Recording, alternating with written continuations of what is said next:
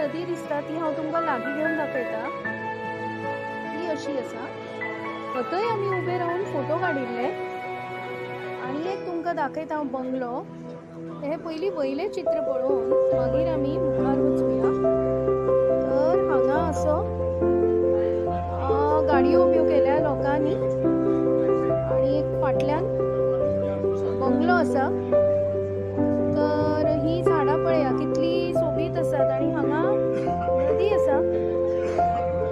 आनी आनी आनी आनी आनी आनी जे म्हाका हांगा आवडलें हे एक पिपळ आसा।